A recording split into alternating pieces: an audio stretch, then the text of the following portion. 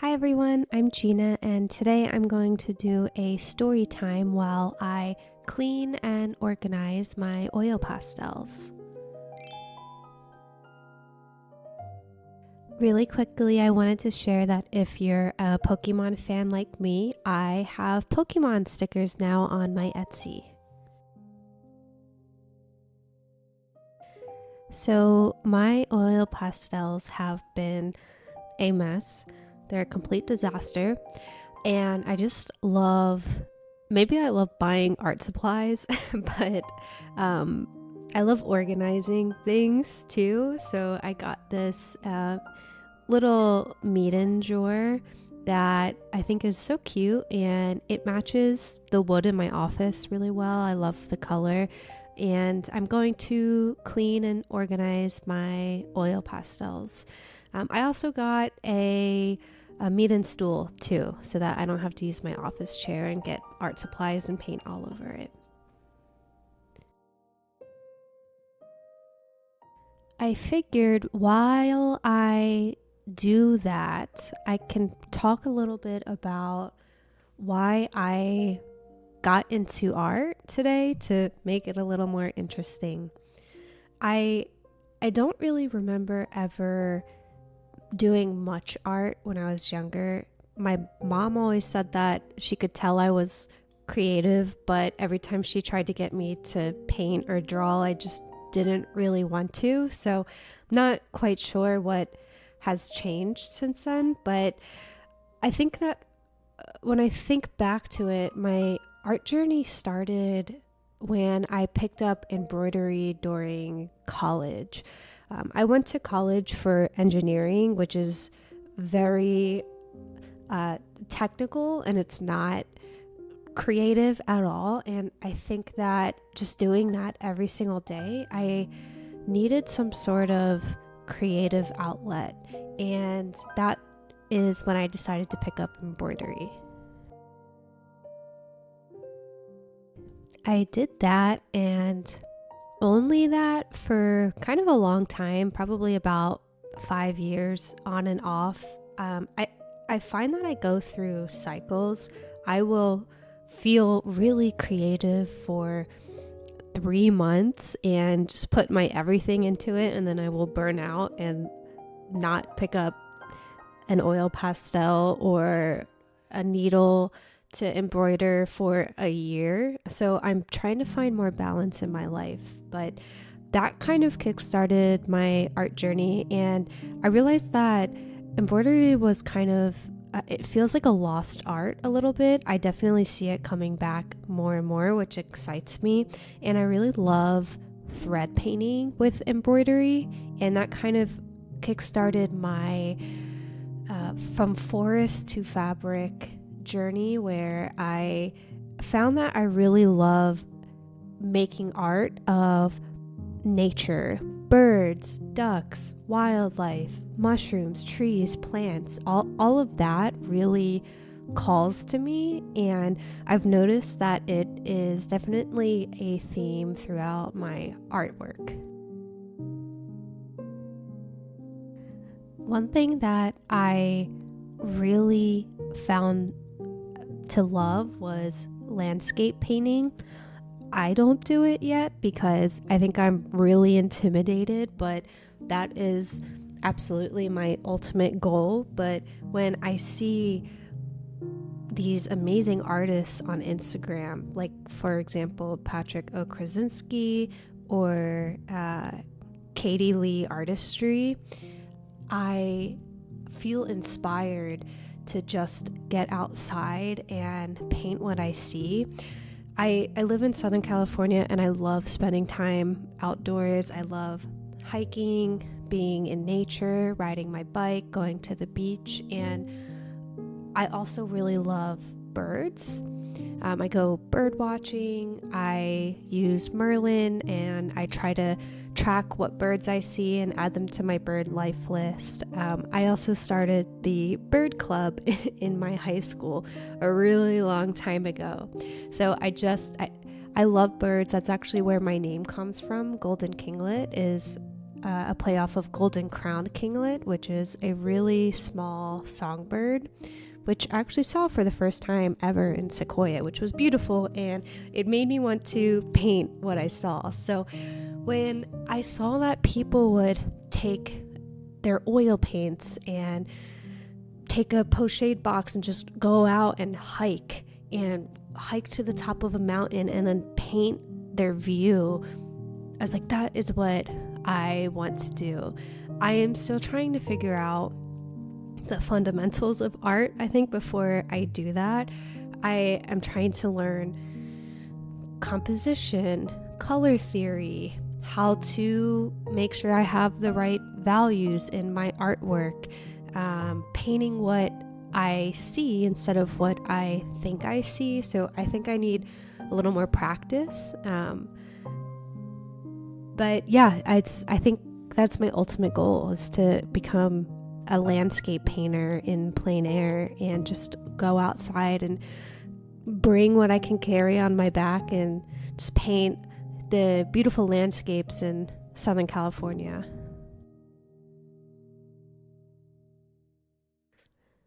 Oil paints really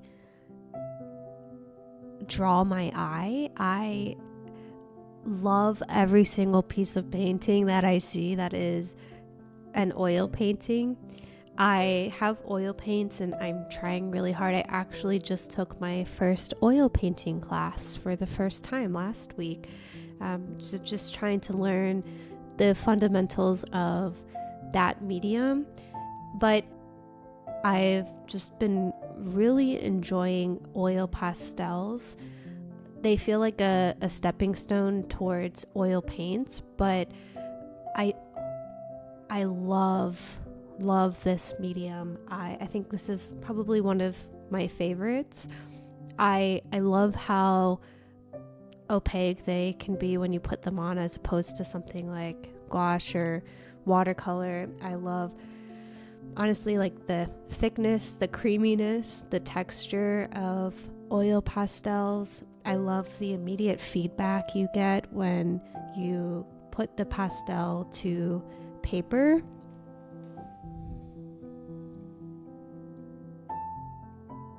Something just feels really intuitive about oil pastels for me. It just kind of feels right. Like, it feels like this is my medium, and that's why I've been leaning so heavily into it. I've been doing a lot of still life with oil pastel right now. And again, I want to get more into landscape painting, but even if that's with oil pastels, I think I just need to take a leap of faith. I've been reading a lot of books about landscape painting and how to do things like render clouds and trees, but then I don't actually do it. I'm just reading about it, which is an okay way for me to learn, but I'm never actually going to become good at it unless I sit down and do it. And so I think I'm going to take a leap of faith and spend this weekend trying to use my oil pastels to draw some memories, some pictures that I have from my trip to Sequoia. So I think I might do a video about that soon.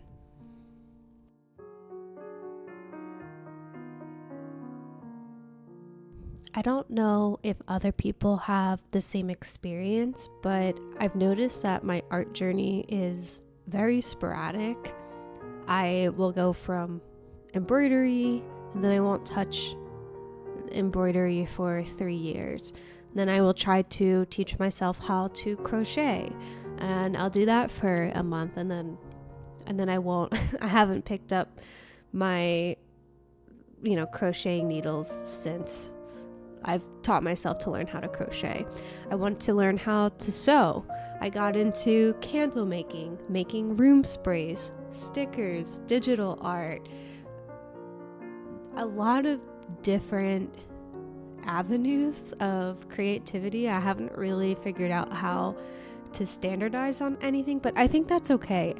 Part of me gets a little bit of imposter syndrome because I'm not really good at just one thing, but I think that life is about experiencing a lot of different things and having different hobbies that you enjoy. I am always trying to learn something new, even if I'm not the best at one thing. I try to be well-rounded. I try not to fight it. I've realized that's just how I am. I'm going to want to teach myself needle felting.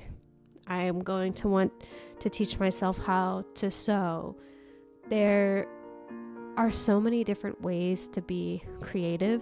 Miniatures is another one. I see people making these really cute miniatures and I really want to do it, and I'm like, I should not buy art supplies right now. So that's just been my nonlinear art journey, and that's why I think you'll notice I'll post a lot of different things on my social media. It's not really consistent, but I think what is consistent is it's my art journey, and I'm just trying to learn and do things that I enjoy and have fun, whether it's good or not. And I encourage people to do the same, and I should take that advice when it comes to landscape painting, because it's probably going to be awful at first. It's not going to be great, but I just need to do it, and if I enjoy it, that's all that really matters at the end of the day. I think back to why I like doing art. I mentioned in the beginning that I went to college for engineering, and it was very technical, and I didn't really have a creative outlet. I still am kind of in the same situation now. I work 9 to 5 in corporate America in a pretty technical role, which I love, but it's not super creative. And so I found that I am really passionate about putting time and energy and effort into something that is fulfilling my, creative needs, and something that's just mine, that I can say that this is mine, this is my art that I have made and that I'm sharing and putting out into the world, and it feels really good.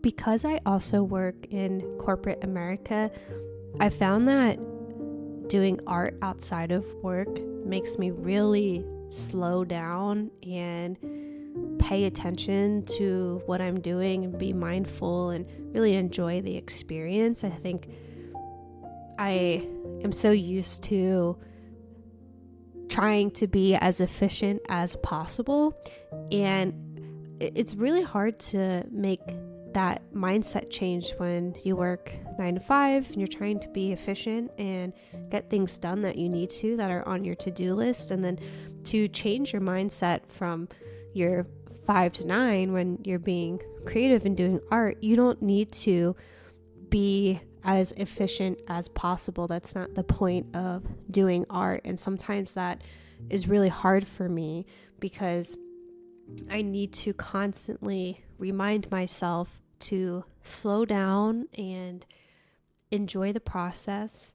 No one's grading me. I'm doing this for myself. And I think that balance is really important in life. Art has been really teaching me to be patient, to be present, and to notice the details in life around me, whether it's the details of an apple or a pear or a pepper, or the details of that tree that maybe you just walk by and you don't really notice, but now you take a second look at it because you're really trying to understand the colors and the values and where the shading is on the tree, how the leaves play together, right? The shapes of the leaves. Art teaches me to pay attention to these little things in life. and that's what I enjoy about it. So it feels so good to have my oil pastels organized and clean. They were a mess. I think that over time, oil pastels kind of gather this some sort of patina or something that you need to clean off. But also, I don't know if you noticed in the beginning, I just kind of threw all of my oil pastels on top of one another into this big pile, and so they all kind of get messy and get colors all over each other. And so it's nice to have it organized and try to keep it tidy. We'll see how long it lasts, honestly. I guess that's kind of the point of art. You just got to get a little messy, right? So so far so good though.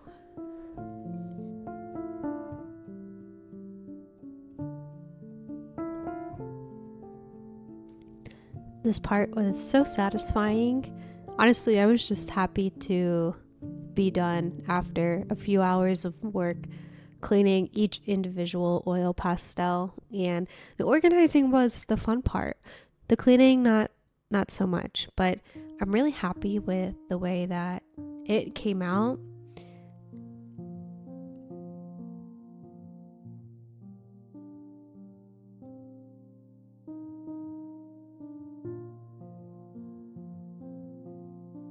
And look at this mess that was left behind that I had to clean up. I get oil pastel everywhere. I have been looking for a little tray to use for my pastels that I'm using currently for whatever project I'm working on. I finally just found one, which has been honestly really great because I'm not trying to constantly scrub oil pastel out of the grain of wood on my desk. So it keeps it a little tidier. So